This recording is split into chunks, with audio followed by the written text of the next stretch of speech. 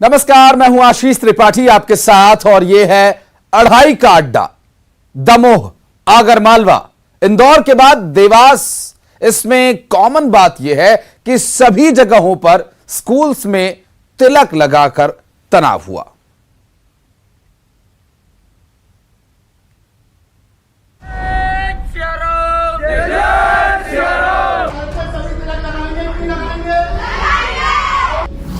तिलक पर तकरार भारी।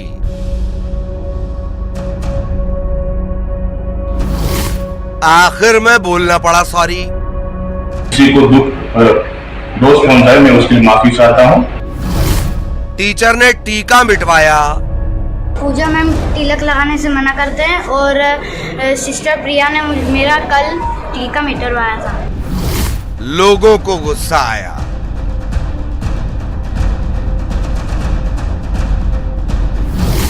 भावनाओं का हो सम्मान।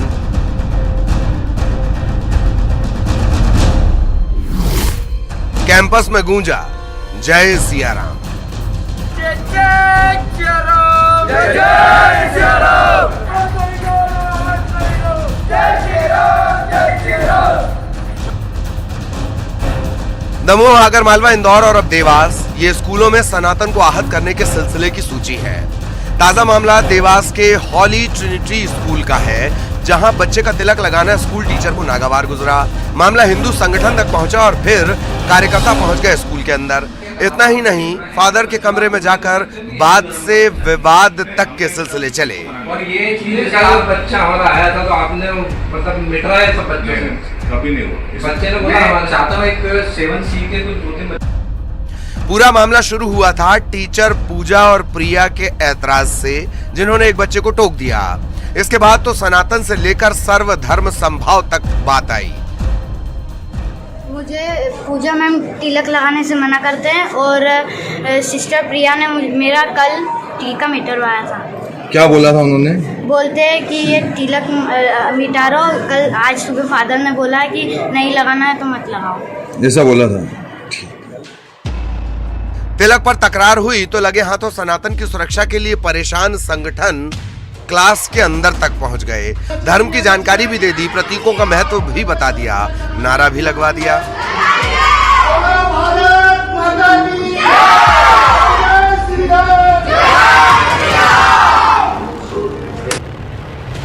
हालांकि हॉली ट्रिनिटी में पहले भी अनहॉली हरकतें सामने आ चुकी हैं। इससे पहले भी स्कूल पर धार्मिक भावनाओं को ठेस पहुंचाने के आरोप लगे हैं।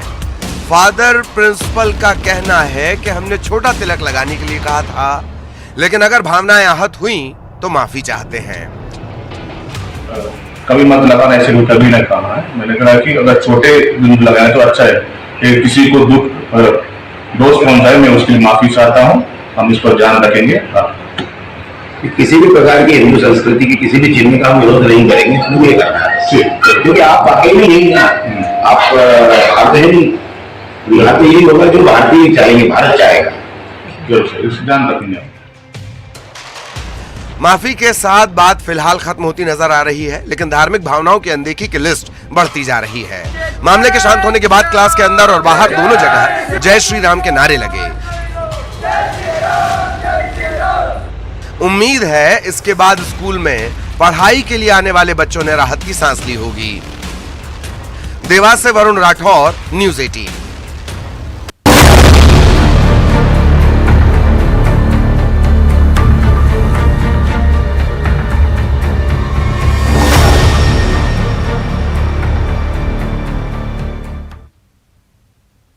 मणिपुर में 19 जुलाई को 2 महिलाओं को निर्वस्त्र कर गांव में घुमाने का एक वीडियो वायरल हुआ था। अब ऐसी ही एक घटना पश्चिम बंगाल के मालदा से सामने आई, जहां भीड़ ने 2 महिलाओं की पिटाई की, फिर उन्हें अर्धनग्न कर पूरे मानव जाति को, पूरी इंसानियत को शर्मसार किया। लेकिन दरिंदगी के बीच सियासत भी जारी है। मालदा में दरिंदगी, सियासत और शर्मिंदगी। मालदा में हुआ चीरहरण, तमाशबीन भीड़ के बीच लुटती इज्जत।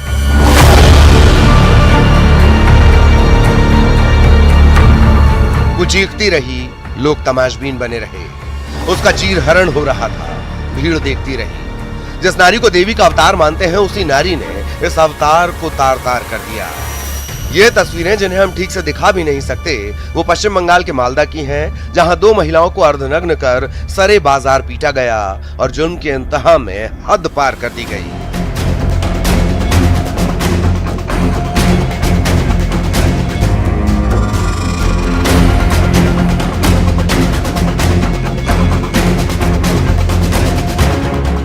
वीडियो 19 जुलाई का बताया जा रहा है। वही 19 जुलाई जिस दिन मणिपुर की घटना का वीडियो सामने आया था, जब पूरा देश शर्मिंदा हो गया था।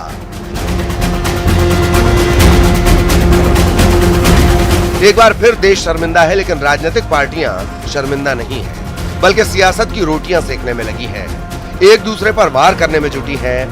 बीजेपी आईटी सेल के हेड अमित मालवीय ने जब इस वीडियो को ट्वीट किया, ममता सरकार से सवाल किया, तो फिर दूसरी पार्टियों को भी मौका मिल गया, लेकिन उनकी जुबान से शर्मिंदगी कम और सियासी आवाज ज्यादा सुनाई दे रही थी। ये पूरे इलाके जो है, जिस इलाके में है, वहाँ बीजेपी का एक एमपी है। यहाँ बीजेपी वो इलाका अपने को समझती है और निश्चित रूप पर वहाँ हस्तक्षेप करना चाहिए। और ममता सरकार की जो ये लॉलेसनेस है बंगाल में, उसका ये एक नमूना है। लेकिन जो लोग, और विशेषकर भारतीय जनता पार्टी की जो आईटी सेल, इसको मणिपुर की घटना के साथ तुलना करके मणिपुर की घटना की जघन्य रूप, मणिपुर की घटना की भयानक रूप, मणिपुर की सरकार की पूरे तौर पर विफलता को कम करने के लिए ये जो तुलनात्मक रूप में ये दिखाने का प्रयास कर रहे हैं, ये भी बहुत ही निंदनीय है। बीजेपी ने भी ममता सरकार को आड़े हाथों लिया और कह दिया कि मणिपुर से नजदीक मालदा है, पहले मालदा निहारें। उनको बोलिए मालदा देखने के लिए, बाद में मणिपुर देखें। मालदा बहुत नजदीक है, मणिपुर बहुत दूर है। उनको बोलिए मालदा देखने के लिए, बाद में मणिपुर देखें। मालदा बहुत नजदीक है, मणिपुर बहुत दूर है।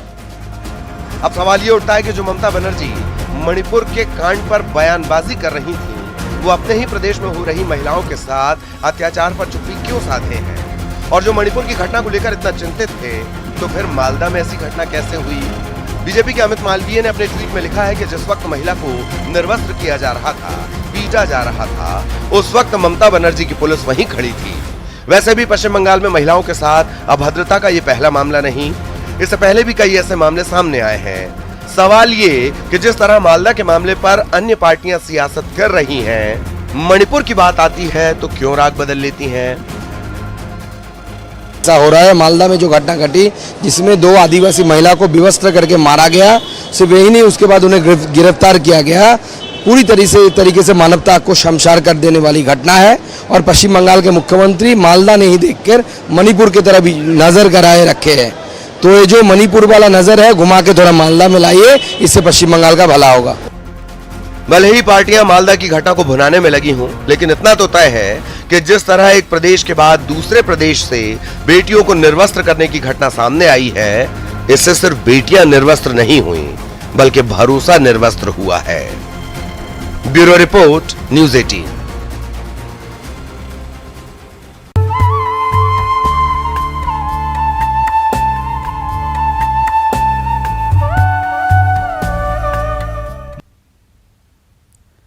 और अब आपको वो खबर बताते हैं जिसे सुनकर आपका उत्साह 2 गुना हो जाएगा और राम मंदिर को लेकर जो उत्सुकता आपके मन में है, उसका भी समाधान हो जाएगा। क्योंकि भव्य राम मंदिर में जब राम लला विराजमान होंगे तो बेहद भव्य समारोह होगा और इसकी तैयारियां भी शुरू की जा चुकी हैं।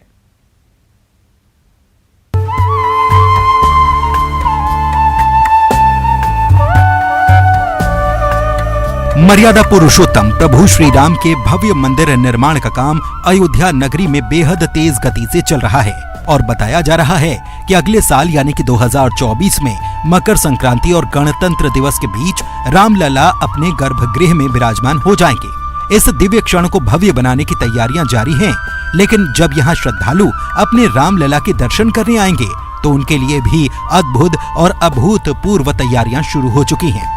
इसके लिए यहाँ होटल, धर्मशालाओं को बेहतर करने के साथ साथ होम स्टे की भी व्यवस्था की जा रही है। और तो और आने वाले राम भक्तों के लिए अयोध्या में टेंट सिटी बसाने की योजना है, जिसके लिए बंधा तिराहा ब्रह्मकुंड और गुप्तार घाट के पास जगह चुन ली गई है। ब्रह्मकुंड में 50 तो गुप्तार घाट पर 600 टेंट की टेंट सिटी बसाई जाएगी। एक तो 50 टेंट्स का टेंट सिटी प्रस्तावित है ब्रह्मकुंड के पास, और एक टेंट सिटी जो हमारा गुप्तार घाट से नया घाट का जो बंदा बना हुआ है, उस बंदे के अलॉन्ग सरकारी जमीन है कुछ, वहां पर 600 टेंट्स का एक टेंट सिटी हम लोगों ने प्रस्तावित किया है। उसमें 3 उसको कॉम्पोनेंट से ब्रेक किया गया है। उसमें 200 के 3 टेंट सिटीज लगेंगे, कुल 600 टेंट्स का टेंट सिटी होगा। तो उसका टेंडर हम लोगों ने एडी के माध्यम से फ्लोट किया था और उसको अभी रीटेंडर उसको किया गया है। उसमें कुछ तकनीकी समस्या की वजह से मैं मानता हूं कि 15 दिन के अंदर वो टेंडर्स खुलेंगे। उसके बाद अगर उसमें पार्टिसिपेशन अच्छा होता है तो हम लोग उसको फाइल कर देंगे। इसके अलावा श्रद्धालु जब अयोध्या पहुंचेंगे तो पूरी नगरी को ही राममय पाएंगे। खासतौर पर यहाँ पिकनिक स्पॉट विकसित होना है, जहाँ लोग श्री राम के जीवन का दर्शन कर पाएंगे। इसके अलावा रामचरितमानस के प्रसंग भी देख पाएंगे। इसी जो हमारा बंदा है उसी के अलॉन्ग कुछ काश्तकारों की जमीन है, कुछ सरकारी भूमि है, कुछ आइलैंड नुमा वहाँ पर भूमियाँ ऐसी हैं जिनको भी जहाँ पर लोग जाते हैं शाम को और बोट के माध्यम से लोग वहाँ पर जाते हैं और परिवार वहाँ पर कुछ समय व्यतीत करते हैं। वहाँ भी एक अच्छा एक्सपीरियंस क्रिएट करने के लिए एक एजेंसी को हम लोगों ने हायर किया है और वो भी एक स्पिरिचुअल एक्सपीरियंस क्रिएट करने के दृष्टिगत वहाँ पर कुछ टेम्परेरी स्ट्रक्चर्स को स्थापित करके वहाँ पर रख कर, और वो एक रामचरित मानस करके कॉन्सेप्ट उन्होंने दिया है, उसको वहाँ पर वो क्रिएट करेंगे और लोग वहाँ पर जा सकें और उसमें लुत्फ उठा सकें और हमारे भगवान राम का जो जीवन है उसके बारे में एक परिचय होगा, उनके अलग अलग स्टेजेस के संबंध में। इस तरह की वहाँ पर व्यवस्था की जाएगी। वहीं अगर दान की बात की जाए तो एक तरफ मंदिर का निर्माण जारी है, दूसरी तरफ रामलला भी करोड़पति हो रहे हैं। क्षेत्र ट्रस्ट की माने तो प्रतिदिन रामलला को राम भक्त 3.5 लाख रुपए दान दे रहे हैं। वहीं मंदिर निर्माण के लिए चले अभियान और अभी तक मिले दान को मिला दिया जाए तो अभी तक लगभग 5,000 करोड़ रुपए जमा हो चुके हैं। यह पैसा तो कई प्रकार से आता है, लोग ऑनलाइन भी दान देते हैं, बैंकों में भी जमा करते हैं, दान पात्र में जो यात्री यहाँ आते हैं वोट देते हैं और फिर हमारे यहाँ काउंटरों पर रसीद भी कटवाते हैं।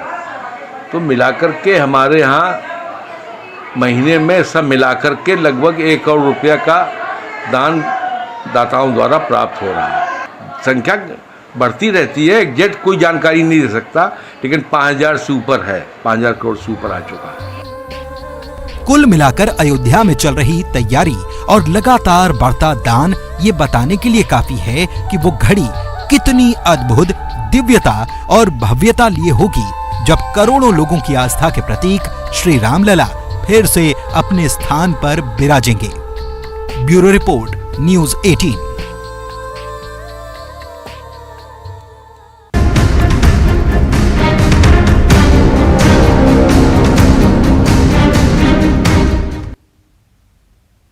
और ये खबर गरियाबंद से, जिसे देखकर आपको अंदाजा हो जाएगा कि शिक्षा के नाम पर गढ़े गए नारे सिर्फ नारों तक ही सीमित रह गए। फिंगेश्वर के कन्या माध्यमिक स्कूल में छात्राएं मजदूरों की तरह काम करती नजर आईं। ट्रक पर चढ़कर पहले छात्राएं टेबल कुर्सी निकालती हैं, फिर उन्हें स्कूल के अंदर पहुंचाती हैं। और हैरत की बात यह कि ये सब एक महिला टीचर की देखरेख में हो रहा है। बहाना यह दिया जा सकता है कि कोई था नहीं या फिर बच्चों को स्वावलंबी बनाना है। हकीकत यह है कि बच्चों से इस तरह से मजदूरी नहीं करवाई जा सकती।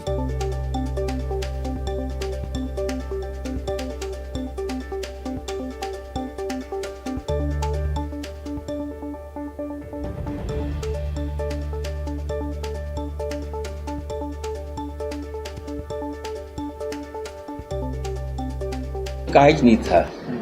अब वो गाड़ी वाला जो है अपना लेबर वेबर लेके आया नहीं था और गाड़ी अंदर नहीं घुस पाया तार के वजह से, बिजली तार की वजह से। कोई हादसा हो जाता सर, कौन जिम्मेदार होता? हाँ आया तो होगा, दिखे तो होंगे, लेकिन मेरे आते तक के ये लोग शुरू कर दिए थे। ड्राइवर का कहना है कि सर लोग बोले हैं निकालने के लिए। नहीं हम लोग नहीं बोले भाई। तो सर मना भी नहीं किया बच्चों को, क्योंकि बच्चे तो आधे से ज़्यादा ट्रक खाली कर चुके हैं। आधा नहीं, वो 80 नग आया है, उसमें 10-20 नग खाली हुआ है। अपने से, मेरे बोलने से नहीं निकालेंगे बच्चे लोग। किसके बोलने से निकाल? वो सर के बोलने से निकाल रहे हैं, मेरे बोलने से थोड़ा निकालेंगे। हाँ। भाई मैं गाड़ी लाया हूँ, मेरा काम है खाली करवाना। सर जी उन लोग बोले कि थोड़ा एक ले जाने लग दो, कि हमारा लगाता है जो मर्जी करता, मैं उनको बुलवाता फिर। अब चलते चलते आपको दिखाते हैं एक साथ 10 शेर। जी हां, तस्वीरें गुजरात के भावनगर से सामने आई, जहां एक शेर का परिवार सैर पर निकला। जंगल में एक शेर के परिवार की सैर, जिसमें एक साथ 10 शेर दिखाई दिए। शेर परिवार की सैर का शानदार दृश्य, शेरों का एक साथ पानी पीने का खूबसूरत नजारा भावनगर से सामने आया, जहां 56 से अधिक शेरों का घर है। और ये जो तस्वीर आप देख रहे हैं, एक मगरमच्छ का शिकार करता शेर का परिवार।